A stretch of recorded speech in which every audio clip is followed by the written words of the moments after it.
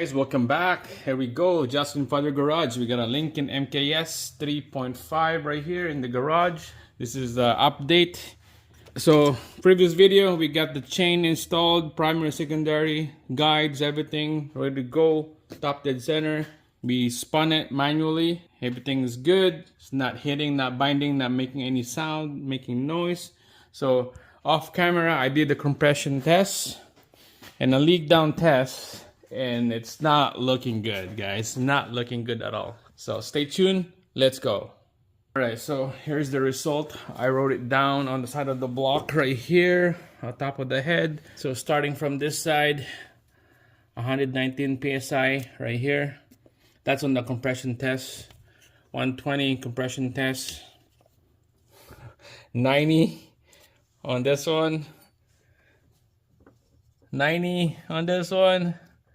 In the middle, another 90, and then the last one at the back is 120.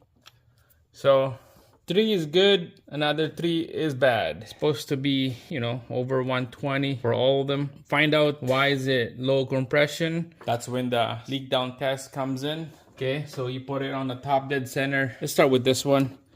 Put it on the top dead center. Make sure all the valves are closed. Exhaust intake, the cam loops is facing up or sideways. That's when all the valves are closed, and then we put air in, pressurize it to like 90 psi, and then see what the result. So I did this off camera because it's pretty boring doing it. There's a lot of video of on camera doing this, so I just got a result that it's not holding air. It's coming out right here. So gauge on the left was like 90 psi from the tank, and going into the cylinder is only like 20.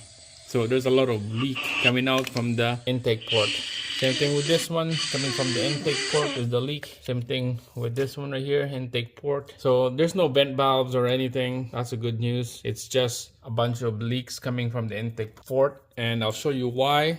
Okay, I got the scope right here, the camera.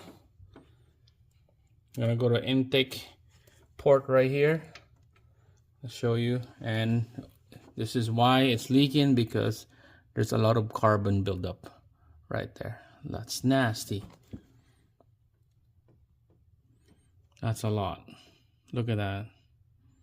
It's not sealing the face of the valve to the head. That's why it's leaking. There you go.